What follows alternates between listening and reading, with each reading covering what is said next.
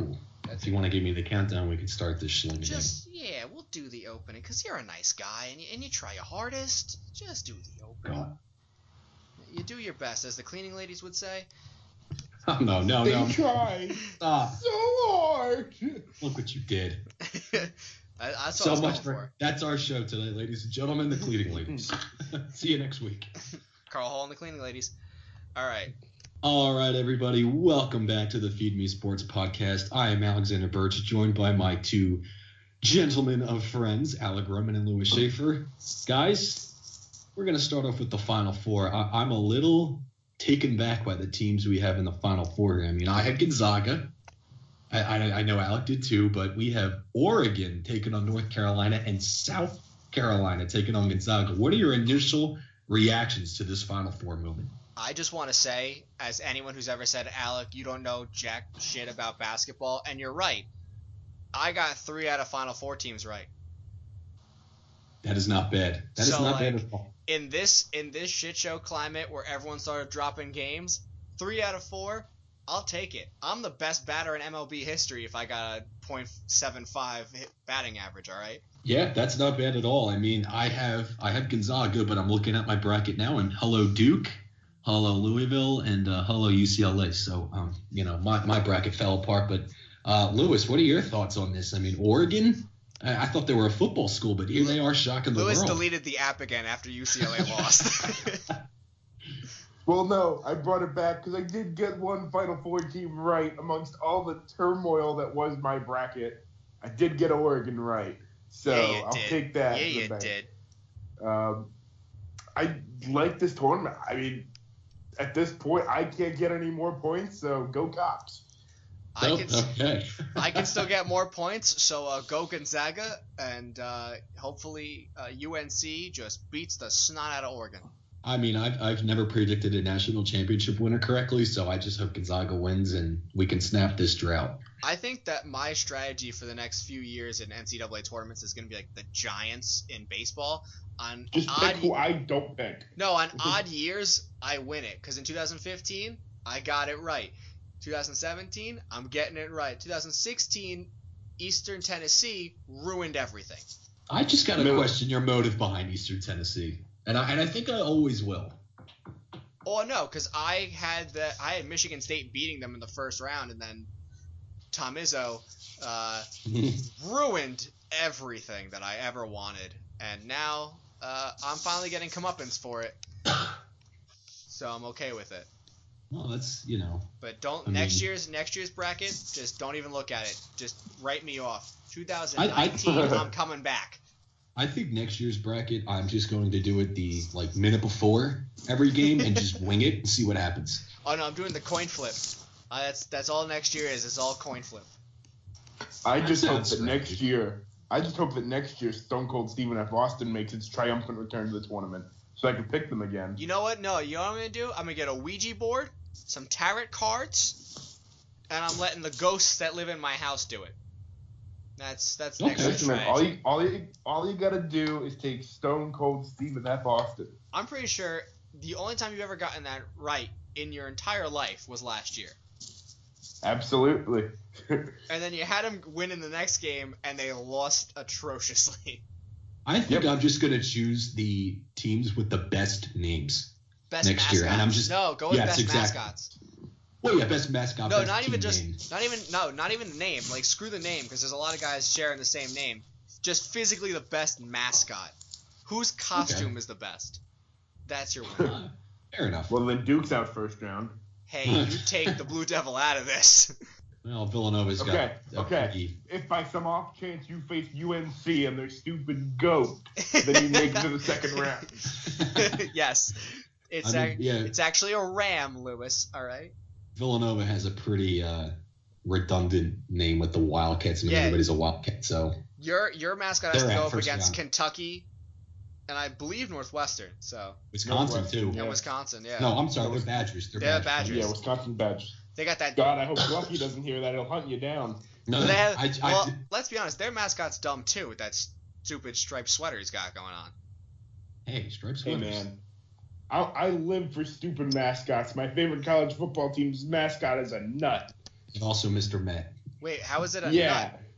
Isn't your favorite college Buckeye basketball team? nut. Your favorite college basketball team's the Orange. No, I said college football. Oh, it's like it's a giant orange fluff ball. I don't know. It's an orange. It's not an orange fluff ball. It's an orange. Oranges have seeds and stems. He just We has a like hat. vitamin C. It's under his hat. The stem is under his hat. Syracuse won't catch scurvy, but also won't win a game. Except when they face Duke. Yeah, well, for the games that don't matter, Syracuse will go 20-0. But as soon as it matters, Syracuse is gone. Damn right. Well, anyway, I'm just going to ask you both, who do you got going into the national championship game? Who's coming out of this Final Four weekend? Oh, it's Zaga. It's Zaga. It's Zaga Thank UNC in the final, and then Gonzaga wins. I drive to Lewis's. I just yell at him from the window and throw eggs at him, and then I drive home. That sounds like a very eventful trip. It's going to be one hell of a ride. I'm going to go with Zaga at Oregon. I am going to go just so they can beat both powerhouses in the ACC in one tournament. Oh, God. Cocks over heels. You're just doing this for names. Yes, he is. Maybe. Lewis, It's if better we- than if just they- over if- Bulldogs. if they whatever win- the hell Gonzaga is. they're the Bulldogs. Get it right. And then Okay. if you The even Sam's get, is the real Bulldogs. Everybody knows that. I think Bulldogs for life. I think the University of Georgia just like called you and is now gonna hunt you down. Okay. If we Just- learned anything I'll bring with Tim being- Tebow. if we learned anything from being friends with Lewis for 4 years, it's that he will take anything that has a good marketing gimmick. That's true. I'm gonna get you a giant shirt that just says Cocks Go over Cox. heels. Yeah. Go Cox. Go I'm Cox. sure Shane has it somewhere. Oh God, let's not bring that up. I don't want to talk about it. All right, so then I'll bring up the next thing. All the NFL power rankings have come out after free agency, so I want to talk about with you guys the top 5 people, the top 5 teams, and the bottom 5 teams, and like who deserves to be there and who they just got wrong. I'm going off of CBS's because ESPN just did not look like anyone actually paid attention after the Super Bowl happened. Pretty much everyone was in the same spot. So I'm going to start with number 1 is the Patriots. I mean, not really surprised. They're the defending champions, and they didn't really. I mean, they've only gained instead of lost. The Falcons, Super Bowl runner-ups. That makes sense too. The Packers at 3, the Steelers at 4, and the Las Vegas Raiders at 5. So I mean, does that shock you guys? Does any of those positions kind of catch you off guard as those guys being the top 5? Who was 4? The Steelers. That one does. I mean, I would say the Packers being at 3 kind of shakes me off too. I would have them more like 6, 7, 8. Well, I mean, the Packers did bring in Bennett and Lance Kendricks, which gives Aaron Rodgers finally tight ends. Yeah, they lost T.J. Lang, and he was a really good guard for them. So their line takes a big hit. They still have to figure out if Ty Montgomery is a number 1 back. Their secondary is still a little in flux, so I'm a little surprised. What were they, 3? Yeah, 3. I mean, let's be I think honest, that's a though. little high. Do you ever want to count out Jordy Nelson and Aaron Rodgers? No, Like, no, they're- but I also said that I didn't want to count them out after they beat the Cowboys. I thought they were going to be a Super Bowl team, but That's true. Atlanta showed them up. So I think that they're definitely a playoff team. I think they're definitely an NFC Championship team again. Just because Nick Perry coming back too after signing that contract, I think that they're only going to get better after the draft too. So yeah, they definitely. I think they need to figure out if Ty Montgomery is their number 1 back or if they're going to draft one. I don't think he is. I think they're either going to draft one or they're going to wait to see who drafts a running back and try to get AP to come over. Yeah. It's just weird saying Las Vegas Raiders, but yeah, they're definitely in the top 5 with a healthy Derek Carr. Yeah, with back. a healthy Derek Carr, they're a serious AFC contender. Yeah, I would even put them over Pittsburgh at 4. I agree. Yeah, I agree. I mean, you look at if they did add Jared Cook, Carr's going to be back healthy. They're going to, have another good draft, I would hope. They're that beast of an offensive line is still intact. So I put them above Pittsburgh because Pittsburgh. I mean, they're going to be the same team because I can't, as a just a fan of football, I can't bank on Martavis Bryant being there at all this year, given his history. I'm going into this thinking Pittsburgh's going to be the exact same team that they were, and I have the Raiders better than them right now. Yeah, and it's interesting too because you kind of assume that given the recent track record and how well they've been able to draft, this is a post-free agency, but post-draft, I would have to put the Raiders at like 2 or 3. All right, I'll ask this then. We're just talking about those two teams. Steelers got their killer bees that are all coming back. They're all playing at the same time. If they stay healthy, they're together all season. The Raiders lose one of their biggest players in Latavius Murray. He's gone now. What does that mean for the Raiders, being that they don't really have that big running back that they had a year ago?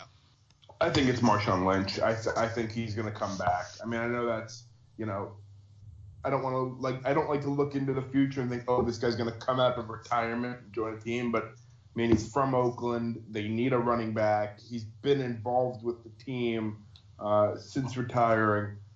I mean, I could see them drafting someone later, maybe, second round, third round draft, a big bruising back similar to Lynch. But I think it's going to be Marshawn Lynch that comes in and fills that hole. All right. I mean, I like the top 3: Patriots, Falcons, Packers. I never want to count Aaron Rodgers out of anything, and I think that especially with this draft class coming in with it's so deep at defensive back. I think that secondary can be fixed in a second. Clinton Dix proved himself as a defensive leader among nothing last year, and then I just I think the Raiders are better than the Steelers. I think a lot of teams are better than the Steelers. I understand Ben Roethlisberger, Antonio Brown, and Le'Veon Bell is dangerous, but you can score 70 points in a game, but if the other team scores 80, you still lose. So I don't know if I see them as top 5, maybe as like top 10. Oh yeah, I mean they definitely merit top 10 given the trio of Ben Bell and Antonio Brown, and they do have some nice young pieces on defense, but I think 4 is a little too generous for them. Yeah, I agree. I would have them in the back end of like the top 10. All right, so I'll ask this: bottom 5 teams going in descending order: Rams, Bears, 49ers, Jets, Browns. I mean, anyone shock you being in the bottom 5? I mean, these are all teams that had under 5 wins last year. Yeah, the only thing I'm really shocked by, I mean, all of that totally makes sense to me. All 5 of those teams are shit shows. The only thing that's a surprise to me is, I mean, yeah, you could throw the record out there and whatever. They went 1-15, but I'd have the Jets below the Browns. Really? I think the Jets are absolutely the worst team in the league right now. Okay. You look. I mean, the Browns have Jamie Collins. It looks as though they're going to have. Obviously, this is before the draft, and I haven't looked at it yet. They probably didn't take into account who they could draft. But I mean, you look at it. They're probably going to add Myles Garrett. They'll probably add a quarterback in the draft. I mean, Josh Gordon is going to have another suspension coming for PEDs. I don't know if you saw the picture of him. Oh yeah, that was going around. He's on something. I want to know what he's taken because man, I'm about to get me some of that. It's probably not legal. When you infuse THC into the steroids, it's all of the benefits, none of the side effects. Hey, and just to kind of chime in real quick, but the Browns really upgraded their O-line too. Oh, yeah. Absolutely. They did a lot of stuff in the O-line. Something that shocks me, though, I know you said you would put the Jets below the Browns. I'm putting the Browns above the Jets and the 49ers. See, I like San Fran's direction. I like John Lynch as their GM, and I really started to like Kyle Shanahan towards the end of the year with what he did with the Falcons. I mean, that's another team that they have some pieces on defense. They definitely need to upgrade their offensive line, and they need to figure out who's quarterbacking. I mean, I don't think they want to go with Brian Hoyer, but I think they have a good direction at least. I'll say this. I think the 49ers do, in fact, have a good direction. I agree with you. I think Shanahan is going to be a great coach. But here's my thing for next season. They have no quarterback as of right now. They just don't have one. Yeah, I mean, it's Brian Hoyer. I mean, let's be honest. I know he's an Ohio State guy, Lewis, but you got to put the bias aside.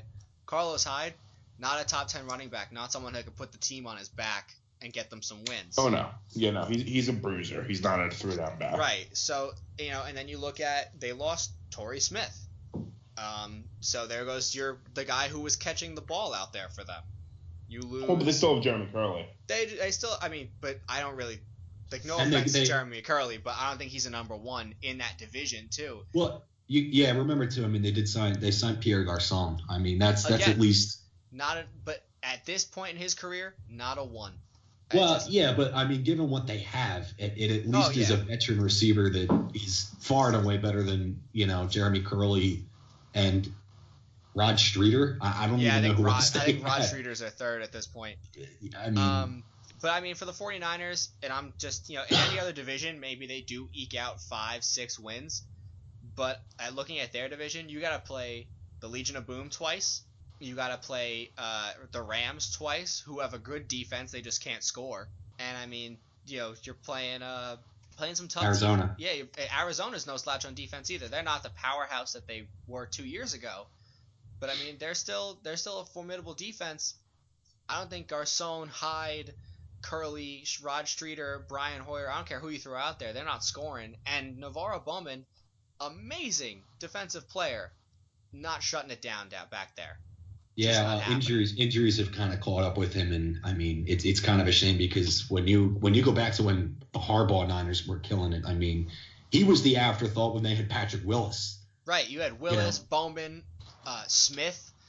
I mean, yeah, when he wasn't, dipping into, DUIs and weed, I mean, he was probably one of the best pass rushers in the league. Right, so you're looking at a team that was dangerous back then, and now, I'll be honest, they don't – nothing on that team makes me think, they could win more than 2 games. Yeah, I mean, and we're talking about this before the draft, so, I mean, anything can happen. They could add a quarterback, a couple defensive players, but, right now, that's probably another 2-3 – I don't think – I know that they're probably, 3 with 2 wins.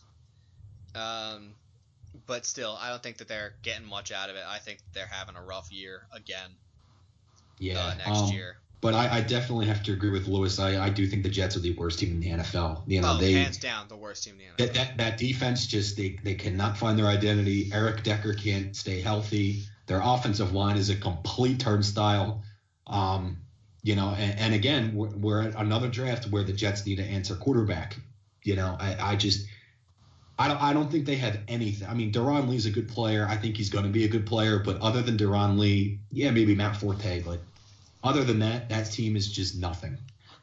All right, so then I'll ask this question. We'll look at our two teams, me and Lewis being Giants fans and Alex being an Eagles fan.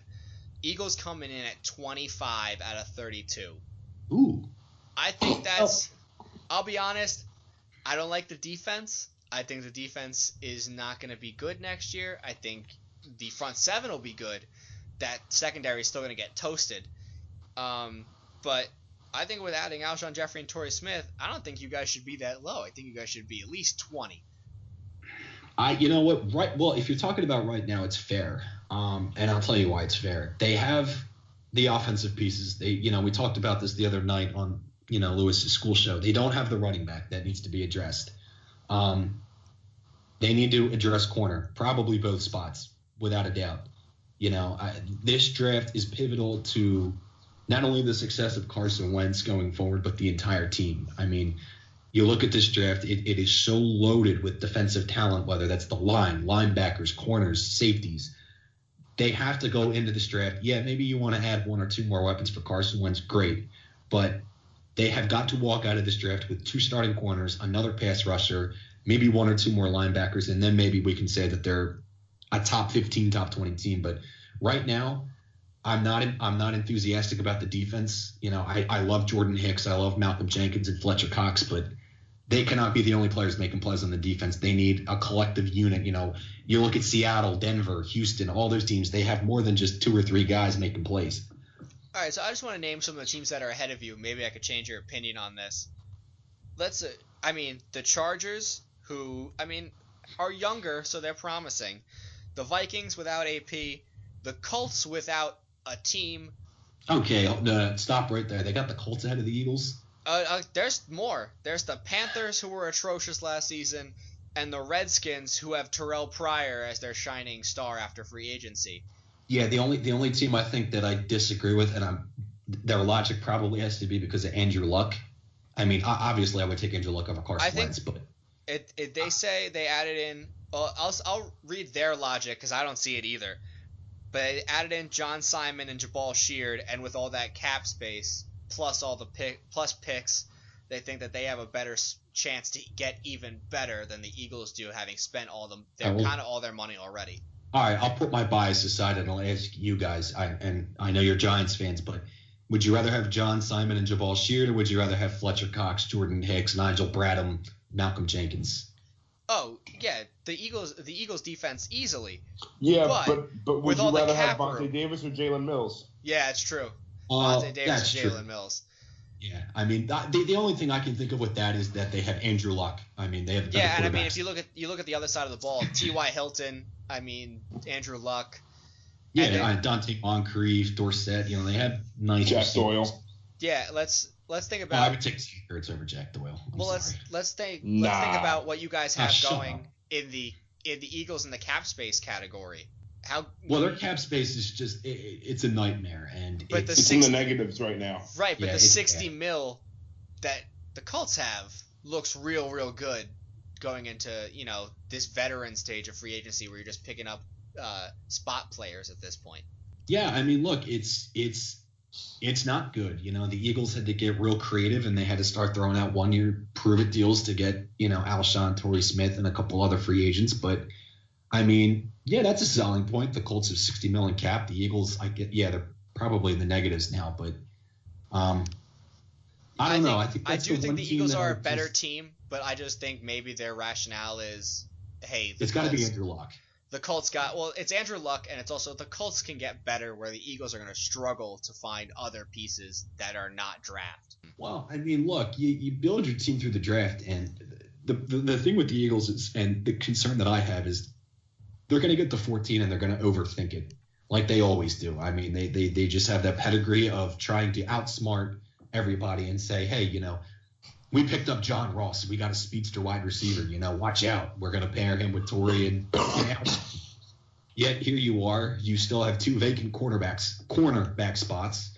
You need more depth at linebacker. You need more depth on the defensive line. They could walk out of this draft and position themselves for the playoffs, but I have to see how Howie Roseman drafts first before I could even talk about being in the top 15, top 20. So I would say, the 25 is fair for them right now.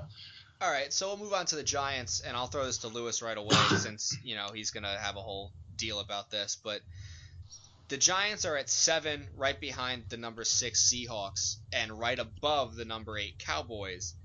Do you think that's a fair assessment after coming off of last year's pass defense and then adding Brandon Marshall in this year? I think that is. I think you look at it, the window is still there to add a running back alongside Paul Perkins. There's no make no bones about it. The Giants were a playoff team last year. They win any other division if they don't have a 13-3 Dallas team at the top, who the Giants beat twice. Right. And as far as being over Dallas, I have serious concerns of when the wheels are off and when Romo's gone eventually, with the pressure not on Dak anymore because who's going to take his spot, Kellen Moore? Does he regress a bit in terms of not having to play his ass off because Romo is lurking? Well, I think it's also, not to cut you off, but the Cowboys lost their entire secondary. Carr, Church, Claiborne, all gone. That too. And added Nolan Carroll. Yeah. So, if I could take the the unbiased approach because I was the little stepbrother of this division and finished in last, I'm more of the positive mindset with the Giants because of their defense. I'm not, the Cowboys have a couple nice pieces, but man, It was funny because I remember saying to you both when the Giants went out and spent last year, hey, remember when a certain team in the division did that a couple of years ago and it backfired? But, the rationale was the Giants had to do something, and it paid dividends. I mean, Vernon had a huge year. Damon Harrison had a huge year. Landon Collins, Janoris Jenkins, those guys stepped up. I think what happened was not, I think when you guys went out for free agency and you expected the guys that you paid to step up huge, and only those guys, I think what helped the Giants was that they had pieces back there that they had drafted already, and that you had, yes, you went out and you got Jenkins and you got Vernon, but Landon Collins is a draft. This is his sophomore season where he really just stepped up, and Eli Apple stepped up, and I think it helps that he got to play the 3, and Leon Hall, who's a veteran cornerback, was saying like, hey, this is how you do it. This is how it gets done. Oh yeah, no doubt. And the one big thing with the Giants too was Steve Spagnuolo is actually a proven defensive coordinator, and he did a hell of a job with that defense. And look, if you're asking me, the last place finisher, I'm looking up who I would be more afraid of. It's the Giants. I mean, you have Odell Beckham, you have Brandon Marshall, you have a Hall of Fame quarterback. There's no denying it, and they have their defense. Lewis, you bring up a good point. I mean, with no threat behind Dak, does he regress? They lost a couple pieces on the O-line. They have some issues on defense. So, I mean, if you're looking at it, you could even make an argument that the Giants could be 5 or 6, I think, just given how that defense came together at the end of the year, and with the weapons that they added on offense. And can still add to that point. I think injuries, if the Giants stay majority healthy on that's that a 12 D-line, and 14. It's a 12 and 14. Yeah, I think that there's a definite chance that they can take out, they can make a lot of noise. I think the Giants could have done much better if Pierre-Paul didn't leave the season, just as Vernon was starting to get going. But I think that, I think 7's a good place for them right now. I think, the teams above them, I mean, the Raiders, I as much as I am a Giants fan, the Raiders are just too good of a team, and if they didn't lose Carr, they're an AFC Championship team. So it's hard for me to deny all that. Oh yeah, I mean, but if you're comparing the Giants and the Cowboys right now, Oh yeah, no, I think the Giants have. It's not because it's easy for me to sit here and just rip on the Cowboys because any 3 of us to do it because we all hate the Cowboys, but I just think that there were certain circumstances last year that really inflated them to 13-3. Dak was playing like there was no tomorrow because the threat of he has one bad game, Jerry scrambles and turns to Romo. Well, I think it was also because he was playing for his job day 1. Oh yeah, it was like if week 2, week 3, week 4 he goes out and has 3-4 picks and the Cowboys lose, well it's back to Romo and you're done. Right, Romo was coming in. I mean, he played cautiously, and that's no knock against him. I mean, he played cautiously, he played well, and their offensive line was great. Now they did lose a couple pieces, but I mean, like I said, if you're looking at next year, I as an Eagles fan am way more worried about the Giants than I would be the Cowboys. All right, so that being said, we're gonna jump off of football, we're gonna jump off of college basketball, we're gonna get to the meat and potatoes of this weekend. It's WrestleMania weekend, which makes all 3 of us really excited, makes me really happy. Let's start out. We're going to talk about, going right off the top, WrestleMania Access. They're having their UK wrestlers on display. They're having some lower NXT guys on display. But I think the biggest part to me is there's going to be some matches from independent promotions like PWG. ROH is sending a few guys over. Not big things. They're not putting on their own pay-per-views, but just to have a few independent scenes wrestle at WrestleMania Access, what does that mean for Vince? Like, what is this him saying, listen, we're acknowledging that there are other companies exist? I don't know if it's so much of,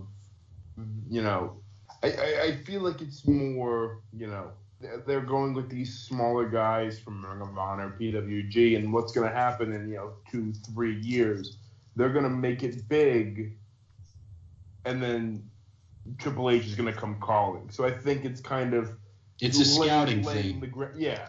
So you're thinking that these guys are the guys that Vince has tagged and been like, hey, listen, we want him eventually. Yeah. It's got to be a way for them to push them and see, reactions on certain guys and how well they do. And, hey, maybe afterwards, if presuming you do well, you're going to be offered a contract to join NXT or something. Okay. I mean, let's be honest, not everyone's going to get to that contract. It's just not going to happen. But let's be real. Does this help or hurt the independents from being like, we are going to put a PWG ring at WrestleMania, showing off our guys for Vince? Because if their guys do well, there's a chance they leave. I mean, I think it helps a lot. I mean, you look at it, I think it sets up one of those things where, the talent that WWE picks from Ring of Honor, from PWG, and even New Japan has to come from somewhere. And, if 3 independent wrestling promotions are going to, some, 19-year-old kid that just came out of, Black and Brave Academy, if New Japan's saying, well, you'll start in the junior division and we'll see from there if you work your way up, and then PWG's able to say, well, you'll wrestle on WrestleMania weekend once a year. It's a bargaining tool, and eventually they make their name in the States, and then the WWE's able essentially to pick them when they're ripe. Okay. I think too is it's going to get their name out there. So, you have to be a real hardcore wrestling fan like we are to know some of these independent circuits and companies. I mean, if they do well, then, it gets their name out there and people are going to be like, oh, hey, maybe I want to follow, New Japan, Ring of Honor or whatever. I mean, it's all a way for them to not only get their wrestlers out, but their company out as well. Yeah, and I know there was talk about supposedly them trying, because Lucha Underground has the deal with Netflix to put their stuff on Netflix. And I had read that there was reports that they're working on, like, Ring of Honor and PWG, being shown on the network to give them more content. So, could be working on that too. I mean, yeah, I hadn't heard about the network thing, but if PWG goes on there, I'm definitely going to watch a few things from there, you know what I mean? I'm definitely going to tune in every once in a while if someone's really making some noise that they're over there. It's a break from the same old thing on Raw. Absolutely. So we'll turn into NXT TakeOver Orlando the night before WrestleMania. 2 matches that really catch my eye, and there's not a lot in this TakeOver card that really gets me excited. But it is probably going to be, hopefully, Shinsuke Nakamura's goodbye match against Bobby Roode. I'm really excited to see that. I think they're going to put on a crazy good show. But I think this is it for Shinsuke. I hope he gets his goodbye, and I hope everyone cheers him as he walks back up the ramp. And hopefully he shows up 2 nights later or 3 nights later on somebody's show. I was gonna say 3 nights later. 3 nights Please, later. 3 nights later. Hopefully he walks out then. The other match is another former Japanese wrestler, Asuka versus Ember Moon. I think Ember Moon is gonna stay like Bayley did in that NXT division for a while and build it up again, because I think she's insanely talented. I think the battles between her and possibly Nikki Cross are going to entertain me for the next year, and I'm okay with that. And I hope that Asuka also gets her farewell and gets to come up to Tuesday nights, and we really have someone to go toe-to-toe with Naomi after she wins, because I don't think there's anything that – I think she's going to win the next day anyway. You're welcome, Shane McMahon, for the the push we're giving you for SmackDown here. Yeah. You're welcome, Shane, if you're listening. We're helping you out with some branding and some promotion. So, I mean, I'll throw it out to you guys. What an NXT TakeOver Orlando has gotten you excited, or things that you're interested in seeing from that card? I definitely agree with both of the matches you brought up, but if there's one match I'm like overly excited for, it's got to be that Shinsuke and Bobby Roode. Personally, because I love Bobby Roode. And I love Shinsuke, so it's like that is destined to be one of the best matches. And if there's one thing I've learned and can recommend to anybody, you gotta watch NXT TakeOver. That thing is amazing. It always is. That match has like main event. I actually think that match is better than any match they have at WrestleMania itself, with the exception. Hold up. with the exception of one or two, but I'm like really pumped for that match. I mean, Lewis, anything else that's gotten you going? Yeah, I mean, obviously, the Bobby Roode Shinsuke Nakamura match. I mean, Shinsuke Nakamura feuded with the Bullet Club in Japan. Bobby Roode, obviously part of my favorite wrestling promotion for a while. So I'm excited for that match. I mean, like you said, may very well be the end of Nakamura's time in NXT. The Ember Moon match I'm excited for because I think this is when Asuka loses, but I think she may get one more match in NXT. Yeah. So I'm not sure if she's going to come up right away, and if she does, I think she may split time like KO did. Okay. I thought that too. The one match that you guys didn't bring up that I am over the top excited for, because this is the only, for me, the only certain goodbye match. I mean, sure, Shinsuke looks like he's going to come up, but you never know. They could have him face, Cassius Ohno and put him over. Right. They could do other things with Shinsuke. They could do other things with Asuka. The only certain goodbye match on this card is the three-way tag. That is true. It is with DIY, AOP, and the Revival. Yep. And with what the Revival did, I mean, along with American Alpha to kind of, boot up the tag team division down there, that's going to be a hell of a match. I think, you're going to have a lot of, Gargano, Ciampa, Wilder, and Dawson going after AOP together because it is elimination. I think AOP will win in the end anyway because they're just booked way too strong right now. Yeah. I mean, I wouldn't be surprised if that's going to be a hell of a match because it's the Revival's goodbye. I would be surprised if that's a double goodbye. It would not shock me in the least if that's two people leaving. To DIY too? Yeah, because at DIY, I mean, I'm not going to say that their time in NXT has been very long, but they're not getting any younger as guys. These are two guys that traveled the independents for a long time. Well, they've been in for a year and a half. I mean, they came in the first Dusty. Right, Classic, so they've been here for a while, but they haven't. I mean, they've only been big for a few months. Yeah. But still, I mean, they're older guys. I think this is their chance. I think they are a phenomenal tag team. I think they are crazy good. And I think they'd fit well on the main roster in any sort of scenario. I mean, let's think about it again. If you wanted to make that cruiserweight division any more exciting, adding in Tommaso and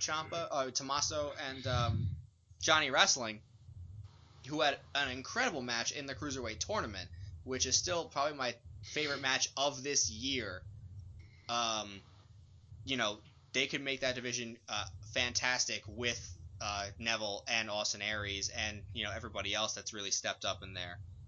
And I hope they get to come up soon too, because I think their AOP is going to run that division for a while, and there's still TM61 and all those other guys down there. I think it's time for DIY to join the main roster. Yeah. I mean, like I said, I'm ready for that match regardless because I know it's going to be the Revival's last one. At least. Yeah. So it's their last one. Now, do you guys see them on Raw or SmackDown? The Revival? SmackDown. SmackDown. Yeah, I'd say SmackDown. They're very close in gimmick to the club. Yeah. So I wouldn't want two of the same thing on one show. Yeah, and it's also, if all rumors are to be believed, and we'll get into this later, but if a certain Team Extreme is coming back, they're going to Raw. I wonder who you're talking about. Jeez, I've never heard of a Team Extreme. Vince loves his old guys. So they've been deleted. So I think they're going straight to SmackDown to fight with American Alpha. I mean, who's been their rival for God, I don't know. Yeah, that team that shall not be named is definitely going to go to Raw. Yeah, they're going to need to. I would love to see them on SmackDown because I think that some of their best career moments happen on SmackDown. We might as well just break the ice. I mean, obviously talking about the Hardy Boys coming back, but it sucks because they had a lot of great moments on SmackDown. I mean, you think of the feuds they had with Edge and Christian and some of the stunts they pulled in the ladder matches. I mean, it was all on SmackDown. Let's talk about where Jeff Hardy ended his WWE career fighting CM Punk on SmackDown. I mean, it's just again, we could sit here and for the fourth show, we can badger about how we hate Vince McMahon and his decision making in Monday Night Raw, but I don't hate Vince McMahon. I just want to put that out there. He made the XFL, and I loved the XFL for all the 5 minutes. I think if you really want to hit the nostalgia button, SmackDown would be the best. But yeah, they've got Raw written all over them. All right. Yeah, I mean that act. I mean, I think they're going on Raw. I mean, especially I think they're gonna get it sorted out in time with the broken gimmick. So even if they don't have the broken gimmick, let's be honest. I know that's their best gimmick and what they're doing their best work, and it's remade their careers. They could come out to the theme song of Yankee Doodle, and as long as those two men walk down the ramp, they're getting a pop, and I'm screaming. Well, you know what I wanted to throw at you guys was, do you think that this whole broken gimmick legal battle that they're having, do you think they're putting it on for show to kind of at least make you think, or do you think that, you know, there really is something? Oh, no. No one gets sued for a work. No. No. No one hires a lawyer so they could just be like, listen, we're going to pay you $3 an hour just to make us seem interesting. Yeah, no, TNA's YouTube channel has, like, gone back and, like, every catchphrase they used all has, like, trademark next to it now. So TNA's really trying to pitch that they created the broken gimmick. Yeah. So no, it's I just was thinking, hey, if it just makes you think, oh, it's going to get prolonged, and then bam, here they are at Mania. Or you bring in someone's wife, someone's mistress. You bring in someone's physical trainer. You bring in any of that stuff, I'm thinking, oh yeah, this could be a work. As soon as the suits are involved, no, you're doing this for real. As soon as the corporate cronies show up. Yeah, as soon as the guy in their three-piece and their Men's Warehouse tuxes walk down the ramp, this isn't happening.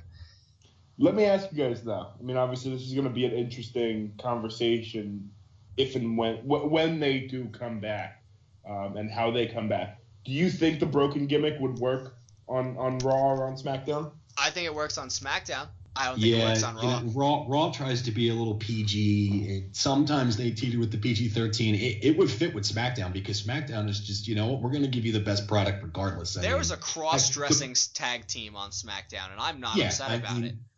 It just, to me, I think Raw would take a lot of the lust away from that broken gimmick. I mean, they would try to really. I think it would be interesting for a week. I'd give it a week, and then I'd be like, so can we stop saying delete, please? Well, they would either just ruin it, or they would run it too long to where it's like, okay, like we got the point. We get it. See, I'll have to disagree with you guys on this one. I mean, I think, you know, they're very similar to what the Wyatts do. Right. So I think same thing with putting the Revival on SmackDown. To not have them on the same show as the Club. I think you have the same thing with the Wyatts in terms of, I don't want the Hardys on SmackDown because, you know, all of a sudden you have two different groups in their swamps. Oh no, like, I don't think that. Show. I don't think if they went to SmackDown you should do the broken gimmick. But I think the only place it would work in a perfect world would be SmackDown, because in a 3-hour show, Matt Hardy saying delete or showing his home videos from the Hardy compound is going to get real boring real fast. Yeah, well, I think that's the thing. That's the big reason why I disagree with you guys. I think, you know, let's face it, they're older. They can't wrestle every week. No, they're not wrestling all the time. You know, people love the broken gimmick, and they've gone on record and saying they recorded a lot of the stuff for that months in advance and then just gave the tapes to TNA. That was part of the whole lawsuit, is that they said that they created them and just gave the tapes to TNA and said, air this, it's part of our gimmick, and then just wouldn't show up for tapings because they were off. But I think when you have a 3-hour show like Raw is, and they can air, you know, a 15-20 minute segment of the broken universe, you know, I think that could work. I think when you throw it on a shorter show where people just want to see people wrestle, I don't think it works as well. But I think, the one complaint about Raw is that we want to see people wrestle.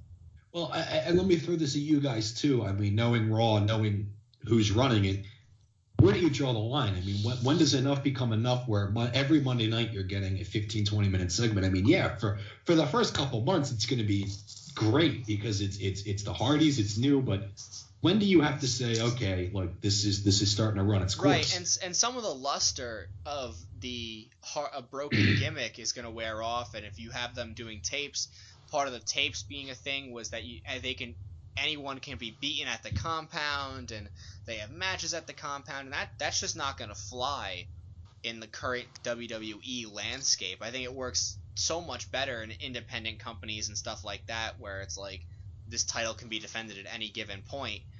But you're not going to have Sheamus and Cesaro fly down to the Hardy Ranch and challenge well, them for the titles. I think that would depend on the creative control. I mean, I think if it's negotiated where they have control over the characters, won't. Let's be honest. Then it could work, but it would depend. I would be shocked if they even got to bring back their old tag team name. That would shock the pants off me. Team Extreme? I doubt they even use that. I think. You kind of have to. I mean, that's a nostalgia thing. Right, but I'm just thinking about what's been going on in that division right now, and that brand. I don't see them. I think Shane McMahon sits down with the Hardys and it's just like, yeah, do whatever the hell you want, because no one really knows what's going on over here. But like, well, yeah, the question I was going to pose to you guys is, we'll preview the match card for WrestleMania a little bit later, but Enzo and Cass, I think they're going to win. I don't know how you guys are leaning towards, but whoever wins the tag team championship, do you see the Hardys challenging them come the Monday night after Mania? I think is that let me rephrase it and put it, is that the bridge for them to come out and make their dramatic comeback? Yeah, no, absolutely. They're coming out to challenge the winners. I don't think it's Enzo and Cass with them coming out. You're gonna have two of the biggest face teams face each other, because Enzo and Cass, they're going to walk out on stage after winning the titles, and the entire crowd is going to say their whole catchphrase. I can't wait for that promo. They're going to say their whole promo. The whole crowd's going to be into it.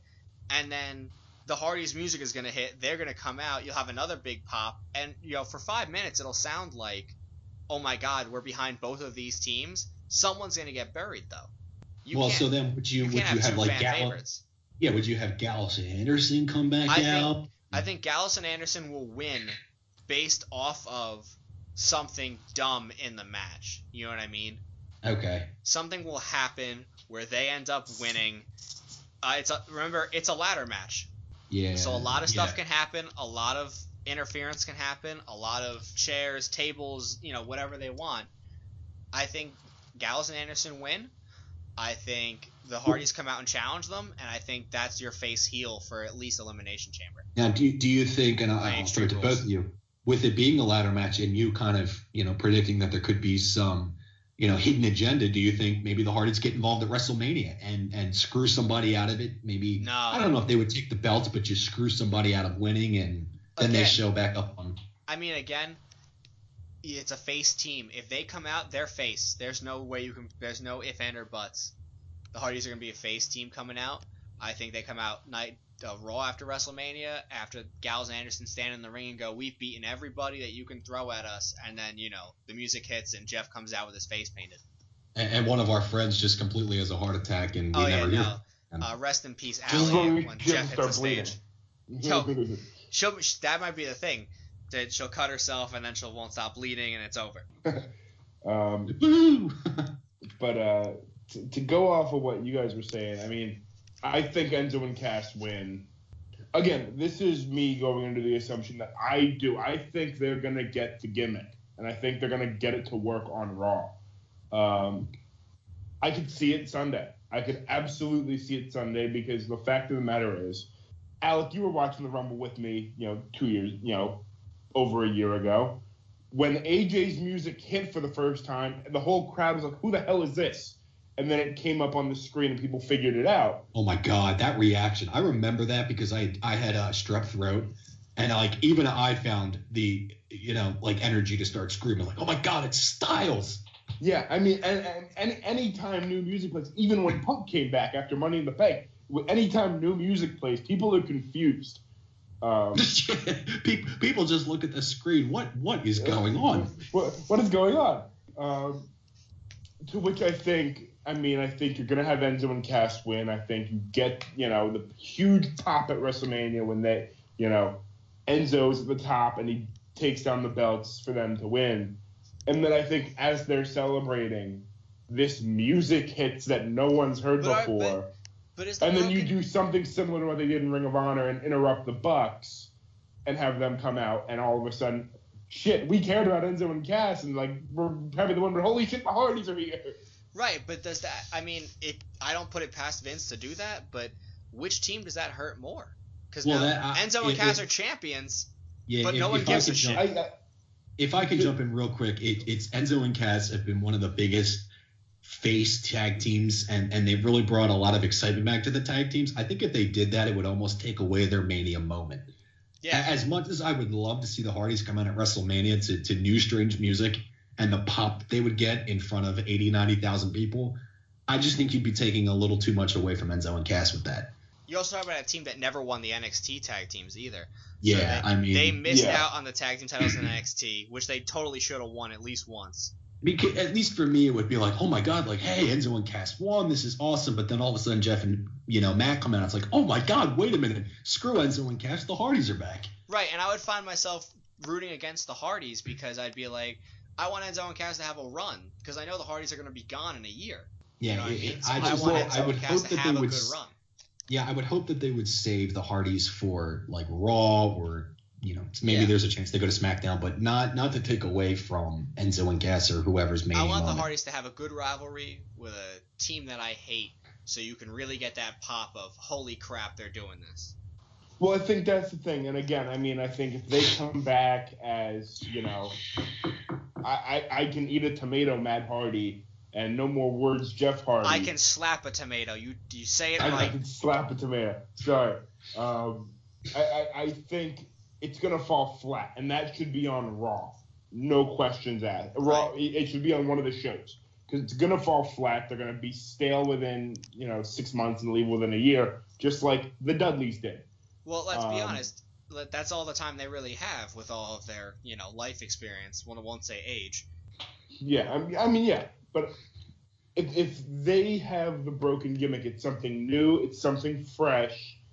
I think that would be the thing. Would be everybody would get the importance of Enzo and Cass finally winning something.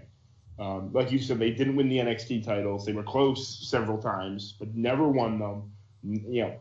Have been on the main roster a year, haven't won the WWE tag title. They will probably win them Sunday, and everybody will react huge for Enzo and Cass. And then I think you have them cut a promo because that's what Enzo does. That's all he is good for. Yeah, that's all he does. Gift to gab. Cutting promos and flying off things. Yeah. So he's Shane O'Mac. He's cutting a good promo. He's doing that little shuffle. He's flying off things.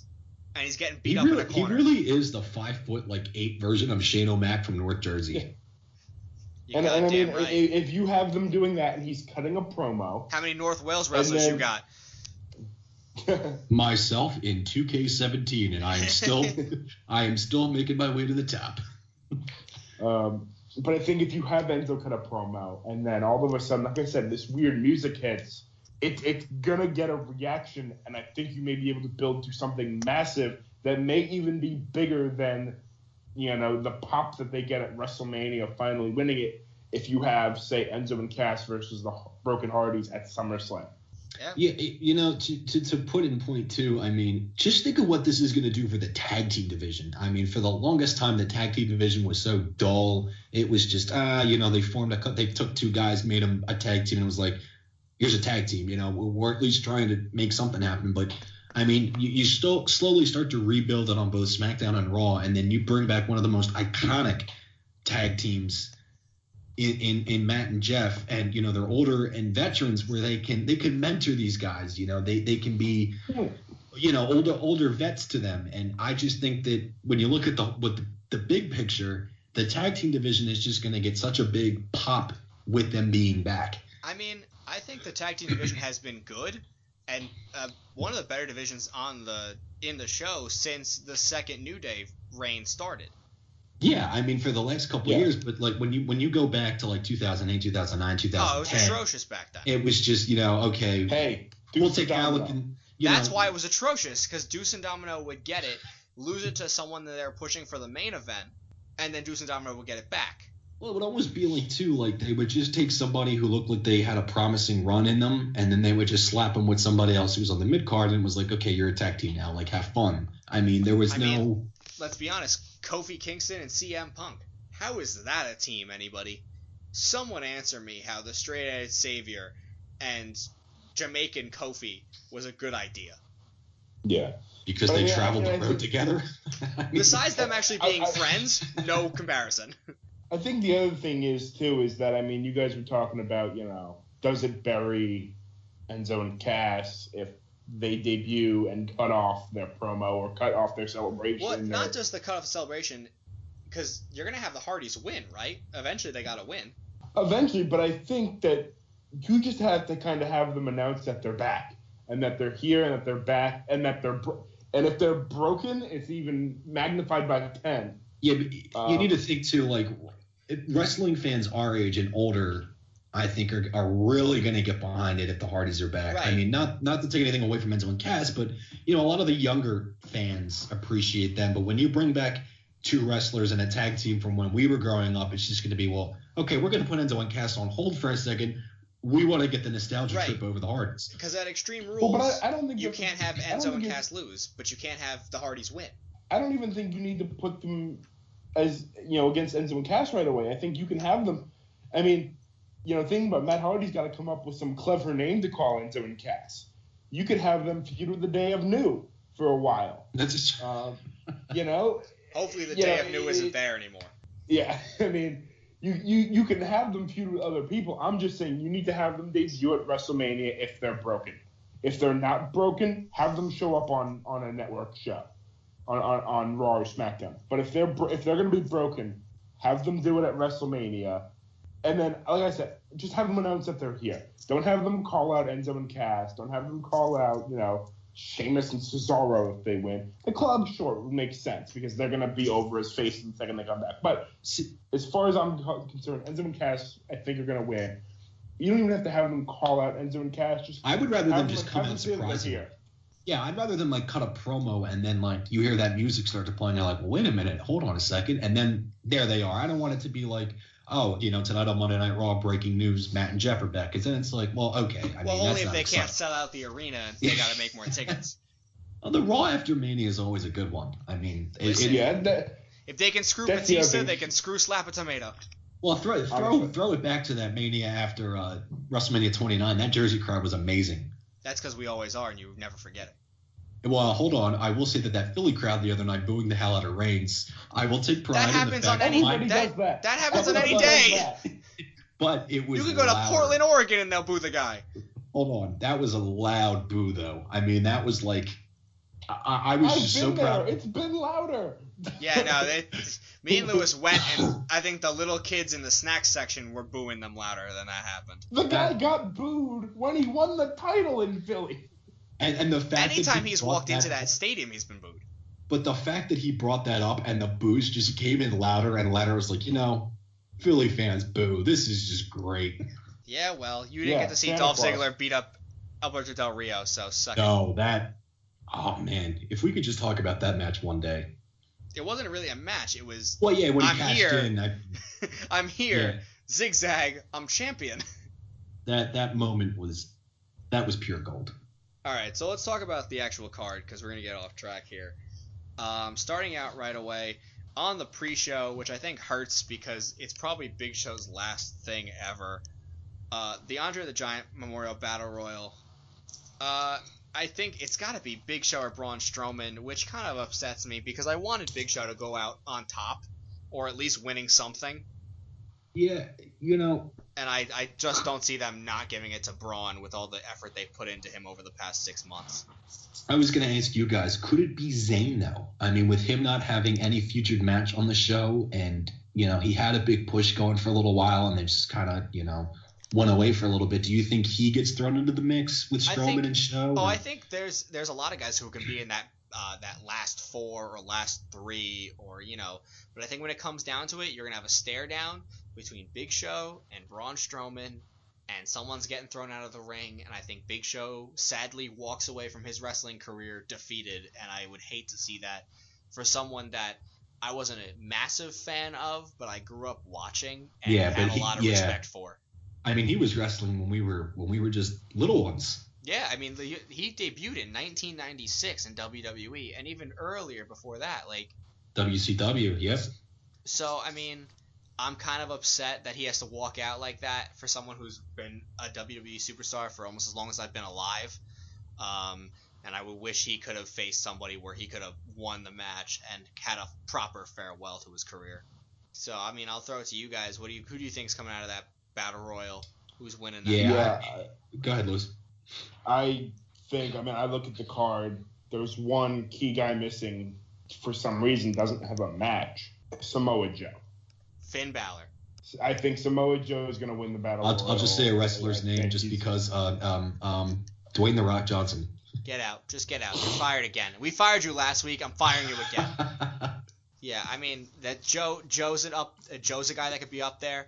Honestly, Lewis, if you want to collude our two wrestlers here, what if Samoa Joe is looking like he's going to have the potential to win it and Finn screws him? I'm okay with that. And just to have that match again. I'm okay with it. If those two are subjugated to the Battle Royal when they can do so much more, I'll be upset, but I'll be okay with it. Well, no, because it sets up for Extreme Rules, Samoa Joe versus Finn Balor, which I'm not upset about at all. Exactly. So I mean, yeah, there's a lot of guys on that list. Sami Zayn's one of them. Samoa Joe's one of them. They've been making a lot of NXT. Could Hideo Itami? Yeah, Hideo Itami's going to be there. They've been making a lot of NXT noise. That Chinese wrestler they signed, who's like the first Chinese WWE superstar to go through NXT. Yeah. Triple H spoke very highly of him. He's going to be. I can't think of his name, but yeah. I don't think he has a ring name Poor yet. Fred Rice. Oh, that's just racist. We apologize. I apologize. I apologize to the community that anyone who ever listens to this. Lewis made a whoopsie. Just bleep me out when you edit it. Yeah, when Sub-Zero misses his attack in Mortal Kombat 2, whoopsie. Whoopsie. So we'll move past that. Alexa Bliss taking on the entire SmackDown Live women's roster. Naomi wins. She came back last week. She's beating up everybody. Naomi wins. It's in her hometown. Hands down. Who you got? Someone else. Mickie James. It's not going to be Alexa, but it's going to be, Mickie or Becky or Asuka or something. They would not have ruined that return on SmackDown. That's true. If she was going to win. Yeah, you're right. All right, I'll give you that. I still think Ronda Rousey. You're fired for the second time in this episode. 2 nights, wow. 5 minutes. I became a racist, and I didn't get fired, and you've been fired twice. Lewis said insensitive comments, and I didn't fire him. You were fired. Our HR department is looking over what you said. It's very Bodie. Closely. Bodie, my dog, is our HR department. He's firing you. He hates Ronda Rousey. Yeah, I'm just being a jackass and playing devil's advocate, but I have to go with Roman on this one. I think Naomi, it's her hometown. I mean, give her the WrestleMania moment.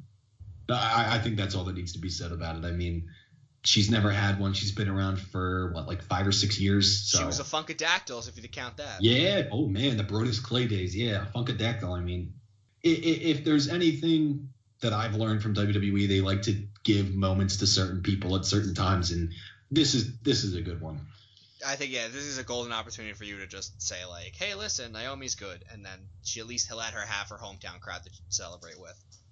Although I will throw it to you guys, one thing that I was thinking about, do you think after TakeOver with this, I've been seeing, could they throw in one more competitor to this match? Do you think Asuka could swoop in and at least make her presence known? No, I think she's a day after WrestleMania at best, or she's still in NXT till her farewell match because she will get a rematch.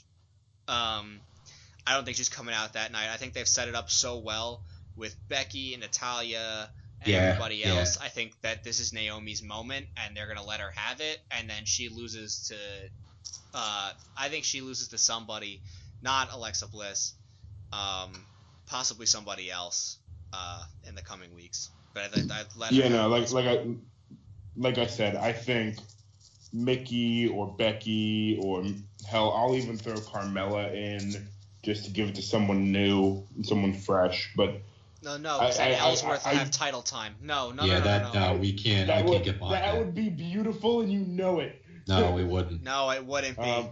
You want to talk about a real Beauty and the Beast? Any man with 2 hands can go fuck himself.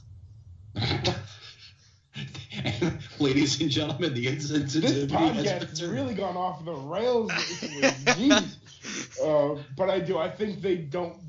They when I don't watch SmackDown because I'm normally busy on Tuesday nights and I'm working on stuff for Wednesday. I watched the 2 shows this week to see, and I was in the same school of thought with you guys. I thought she's coming back at WrestleMania in her hometown to win it.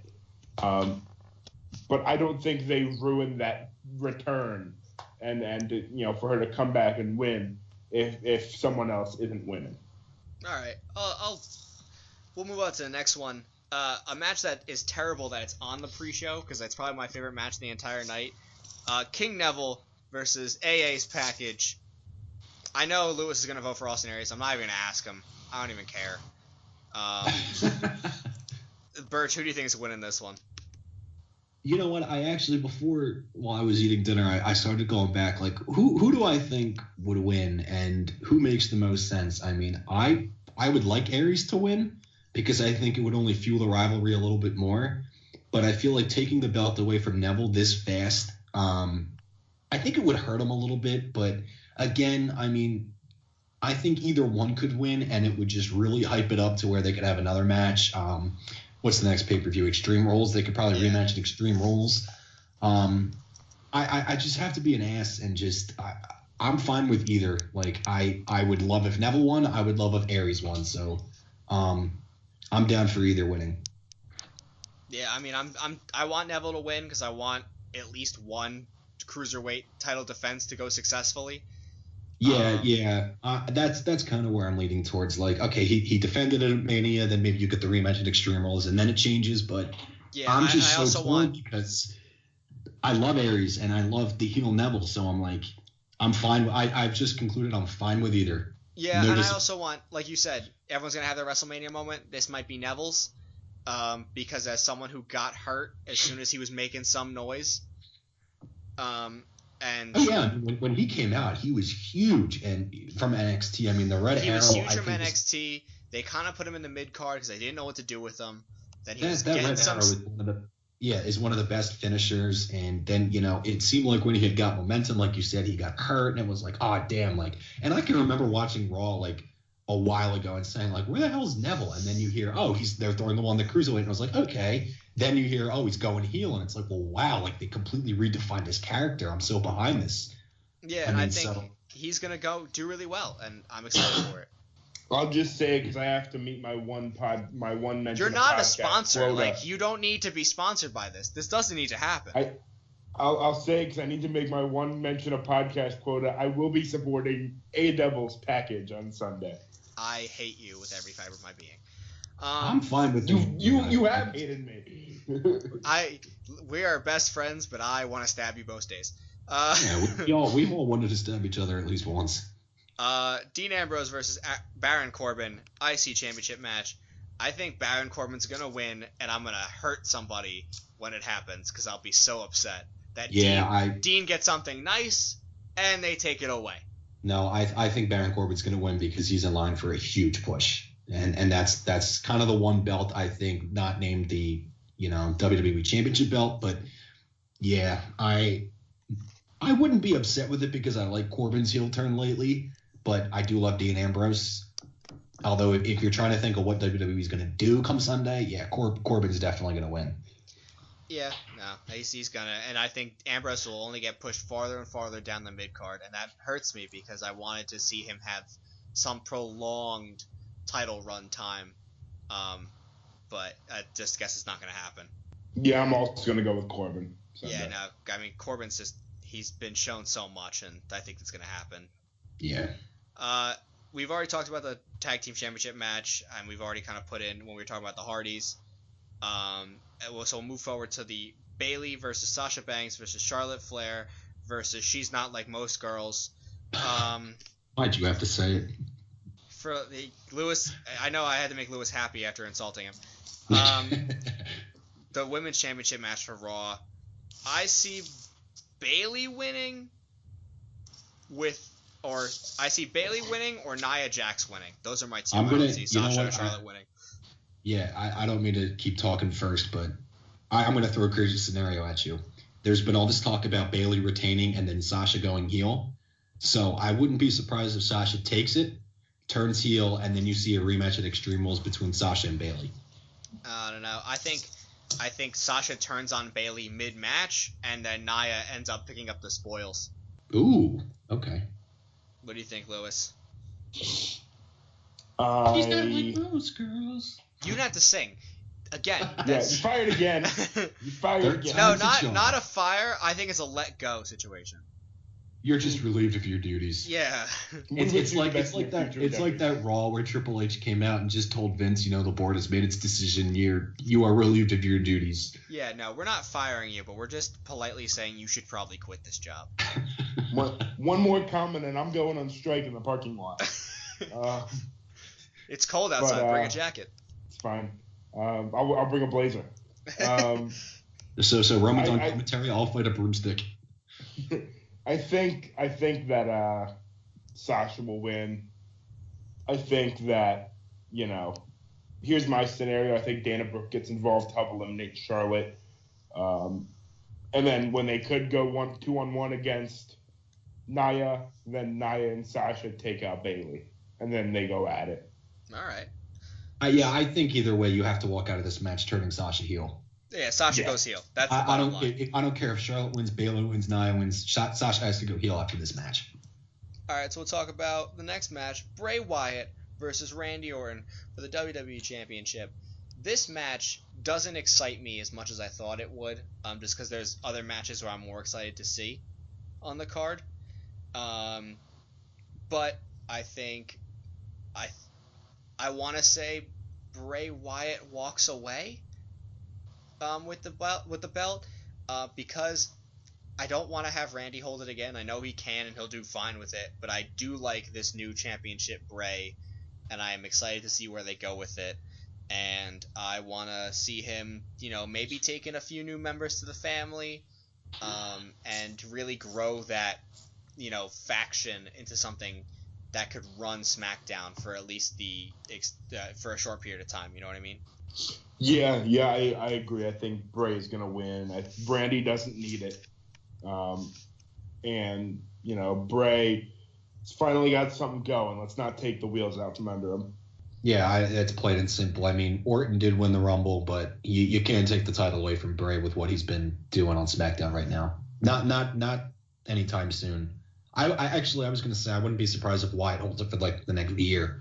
SmackDown. I think he has a long run. And he faces a lot of good people, because I think the rivalries that he's had with Dean Ambrose, I think the rivalries that he's going to have with AJ, if AJ's still on SmackDown, I think that can only get better from... Yeah, and I'm saying this loosely, but because he's one of a kind, but, when I think of Wyatt as a champion and you think of his demeanor, his character, what he does, he could almost be what Undertaker was for SmackDown, 10 years ago. That is true.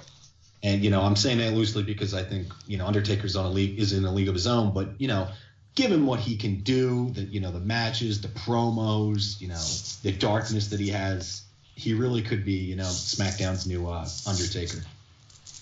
All right, so the next match after that, the unsanctioned Triple H versus Seth Rollins match. I think there's no question here. Rollins wins. It's an amazing match, and it's probably the thing I'm most excited for, but Rollins wins. I love you, buddy, and I've been on the Rollins train for a while now, but I'm going to say Triple H wins, and we get a rematch at SummerSlam. No, I think Rollins wins, and he gets his title back at SummerSlam. Ooh. Yeah, I agree with that. Okay. I agree with that. I think Seth wins. Like you said on Raw, takes back who he was before he met Triple H, and then goes on a huge run. Yeah. I got to tell you, that whole segment that they had was one, done phenomenally by Triple H, and two, done phenomenally by Rollins. I'm excited to see this match because it's going to be amazing. And I'm just saying, if there's ever a time for Seth to pull out the old curb stomp just one last time, instead of pedigree That's the Triple I'm looking H. forward to, because there's going to be a new finisher. I think. Yeah, because remember he said that once he beat Triple H once and for all, he would stop with the pedigree. Yeah, please take down Triple H. Whether you bring back the Seth Walker, which I was a huge fan of, bring back the curb stomp, bring back, whatever you want to, but just, I want to see it. I'm excited. Yeah, that's a match worth getting really excited for. So we'll move on to a match that I'm probably going to take a quick potty break during. I'll be honest. John Cena and Nikki Bella versus The Miz and Maurice. I think like we said about 2 weeks ago, I think this is a situation where John proposes to Nikki after it's all over, and that's it. I think that's the only part of this match that actually matters. I think John Cena's not going to lose to The Miz again. We made that mistake once. Yeah, I mean, if you've kept up with any wrestling news or Total Divas, you see John and Nikki have obviously gotten like to that point. So to tie the knot at WrestleMania in Orlando, I mean, Vince McMahon has loved John Cena like the son that never was. So I wouldn't be surprised if that's how they end the match, with Cena winning and then proposing. I think it's the only way you can end it where it makes any sense why this was a WrestleMania match. Yeah, I agree. I mean, I don't know. I mean, their promo work lately has really gotten me into is it's been on fire. How Maurice and Miz have been taking shots at Nikki for not having the ring, and I mean, it's been a great I just setup. Have to say, yeah, and I know the actual match is not going to be that great because it's going to be a mixed tag. We talked about it 2 weeks ago, but man, I love Miz as a heel now. Like, he's just really personified this like bad guy, and he just doesn't care. He's just saying whatever he wants. He's doing whatever he wants. I really love Maurice. I won't go as far to say as I love The Miz, but I love Maurice. I agree. I mean, Lewis, I don't know how you feel. Yeah, I mean, I think that, I've been waiting for Maurice to start wrestling again since she came back last year and slapped Zack Ryder's dumb-looking dad. Oh, poor Zack's dad. Okay, let's be honest. Miz's dad looks dumber. So wait a minute. How does he not get fired for the insensitivity of Zack Ryder's father? But I mentioned Ronda Rousey and my job's at Jeopardy. Because it actually happened. Well, but that was rude. That was Zack Ryder's father. It's not even that it was. That was a direct quote. Miz said that she slapped his dumb-looking dad. I watched it, but whatever. You're just upset that Ronda Rousey. You've been trying to get her into this company for years, and it's just not happened. Well, yeah, I put it to bed a while ago. It probably will happen, but I don't think they're going to do it. When she's 50 and she literally can't do anything else. Yes. All right, so we'll move on to Shane McMahon versus AJ Styles. I think if AJ loses, I kill people. Yeah, AJ's going to win, but I think it's going to be one hell of a match. Yeah, this match I'm really excited for because you have two high flyers, and Shane's down for, maybe he's going to jump off of him. Shane's ready to kill himself, and I was reading they're putting scaffolding above the ring, like where the speakers are. Oh my god. So well, I'm not saying that someone's gonna jump, but someone could. Well, you're talking about the guy who wanted to jump off the Cowboys Titantron last year. I mean, like, the guy just has no regard. Like, he'll just do whatever he wants. You put him with somebody like Styles, like, yeah, if Styles loses, there's a big problem, but it's going to be a great match. Oh, absolutely. All right, so Bill Goldberg versus Brock Lesnar. We've touched upon this 1,000 times. Brock Lesnar wins. I'm upset. Yeah, it's going to be really boring. Well, if I can bestow any news upon you, gentlemen, Cage Side Seats is reporting that WWE definitely plans on Goldberg's match with Lesnar at 33 to last longer than their Survivor Series encounter. So I will pose the question. At least 87 seconds. Their Survivor Series encounter was not even a minute, maybe a minute and a half. No, it was a minute and a half. Let's not cheap away. So them saying it could last longer, Is it 2 minutes? Is it 3 minutes? I mean, I think it's it's a very vague rumor. It's a minute 45. That's my guess. You feel free to talk about it and counteract me, but 1:45. 1 minute 31. All right, Lewis, what do you got? What's your bet here? Over under. Price is Right style. Wait. Over under what? I'm 145. Birch is going with 131. Where's your guess for how long this match is actually going to go for? 3 minutes. Okay, so is that like a minute for each suplex? I think what did Survivor Series go? About a minute and a half? A minute 26 was the official count. I think they do that flurry again, 2 spears and a jackhammer, and Brock kicks out and hits a couple F5s with some Germans, and it's done in 3 minutes. All right, so you're going a little bit longer. I'm thinking he goes for the spear, Brock pushes him off, suplex, F5, we go home. Yeah, 2 minutes. I mean, this is sad that this is the main event of WrestleMania because you gotta laugh because otherwise you're gonna cry. Well, I mean, yeah, I'm just crying thinking about it right now. Like I just see, Lesnar comes down. He has one of those big emphatic entrances. Goldberg comes. I mean, his first WrestleMania in a decade. Goldberg spears him, walks out, and that's it. All right, so let's talk about the match that I think should be the main event, but isn't going to be the main event because, God, I hate The Undertaker sometimes and the way they book him. Chris Jericho versus Kevin Owens, the U.S. Championship. I think KO wins, but I'm cheering for Chris Jericho the entire time. I'm hoping the jacket makes an appearance again. KO will win, and I will be rooting for the referee because I can't pick a side. Special guest referee. Special guest Unless referee. it's a special guest, and then I root for both wrestlers. Special guest referee, MVP. Lewis is torn as all hell. And Deuce Domino is ringside enforcer. Ladies and gentlemen, Lewis Schaefer's heart has just given out.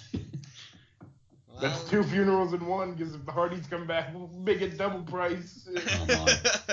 Unless they say I can slap a tomato, then Lewis marches down to the office and kills people. KO's going to win. I don't think there's anyone that's going to deny that. Yeah. Yes. KO's gonna win. Yeah, no, it's gotta be. All right, so the last match of the night, hopefully, I hope this match goes 2 minutes, just because it'll hurt me. The Undertaker versus Roman Reigns. I'm gonna be dumb about this one. I'm gonna take my bias out and wave it in front of all of you. I want the Undertaker to win, so I'm gonna believe in my heart that the Undertaker's gonna win. I can't deal with Roman Reigns for more than 5 minutes at a time. Well, we talked about this last week, how we thought that the best way for them to do it, if he was gonna win, was for him to win and then turn heel. I just, when you watched Monday Night Raw and you saw the promo, how he went back to the old 99, 98 promo. I started to think to myself, how many is this the last one? I mean, this is probably it. Reports have said that he's been severely injured. He's hurting. If this is truly going to be the last Mania, I really hope he wins. I mean, you can do whatever you want with Reigns. Let's just be honest. Can this match go 2 minutes? I want it. This is a plea to everyone who's in control of wrestling, even in the slightest. I don't care if you run what culture wrestling. If you're listening to this, 2 minutes, a choke slam, a last ride, and a tombstone, and we go home. How does that sound to everybody? I'm fine with that. Because that's all I want to happen. I mean, how many? You got to ask yourself, how many more Manias does he have left? I mean, not many. I hate that this is the match.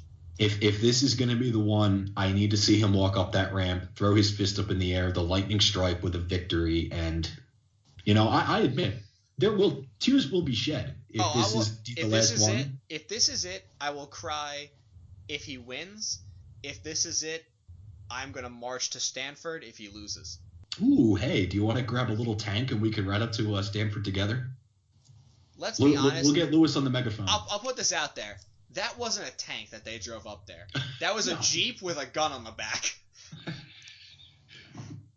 Yeah, watching that back as an adult now and being having my nostalgia glasses off, me looking at it and be like, they're riding up in a tank. I'm like, that's a Jeep at best. Yeah, I mean, when you know the company, when you know the ins and outs of the company, it's wait a minute, that's just a little Jeep with a that's a Jeep with a taped on tank. I mean, yeah, that's a Jeep with a gun that someone velcroed on the back, and Shawn Michaels is holding down.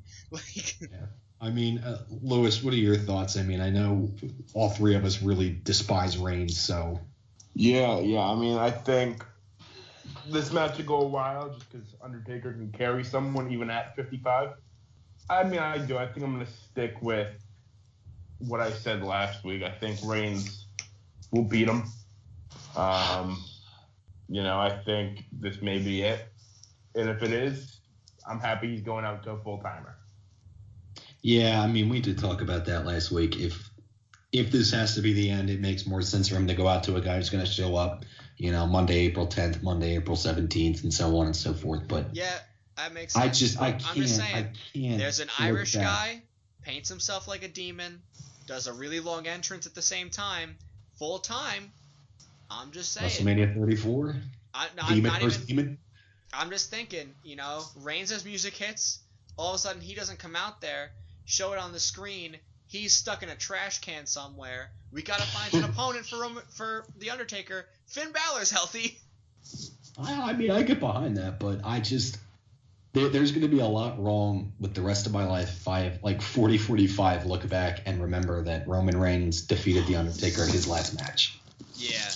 Because they're going to show it in every promo for WrestleMania for the Oh, next my God, 40 because years. then it's going to be, Roman Reigns defeated the dead man. Roman Reigns defeated the dead man. It's like, all right, and, you're really throwing salt in the wound here, WWE. Yeah.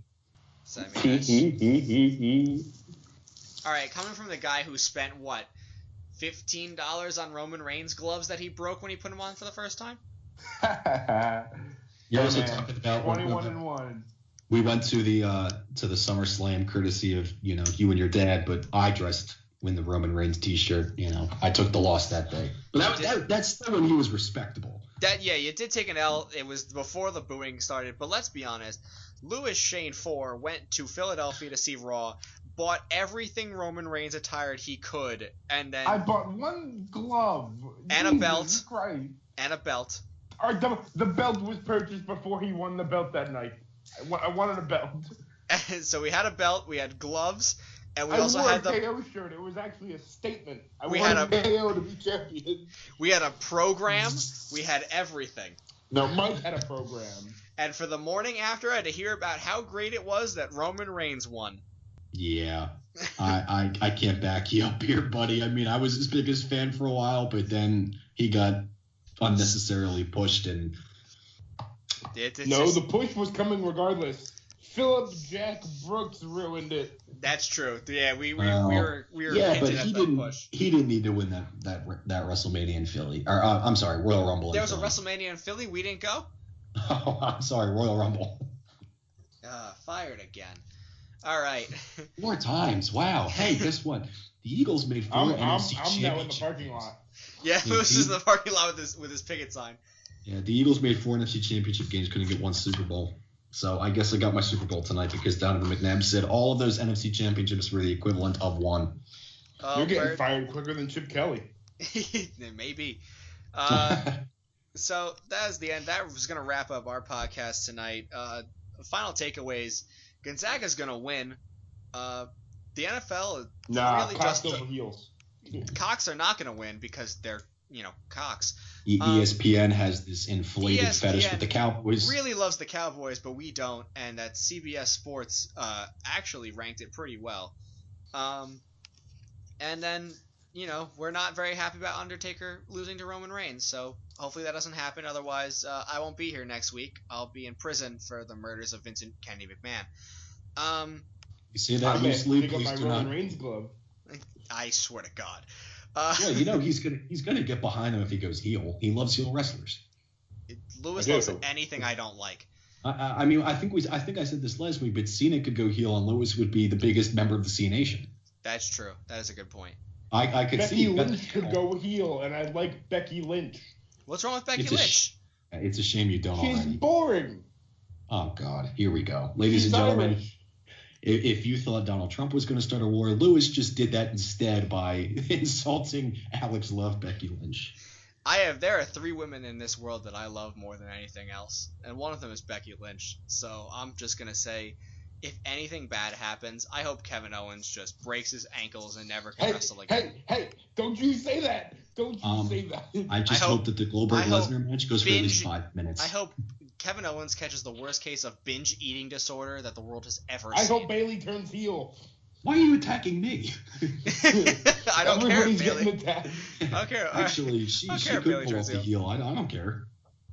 I don't care. She can't. No, she can't. Let's be honest. No, she I was can't. just being optimistic. I was being optimistic. Optimism. All right, guys. Thank you for tuning into the Feed Me Sports Podcast. I'm Alec Roman, your local medium hot friend, joined by my tall hot friend Alex Birch, and my daddy chode, Lewis Schaefer, who I don't even know why we're friends, honestly. That's just sometimes. Yeah, I don't know either. I have no idea.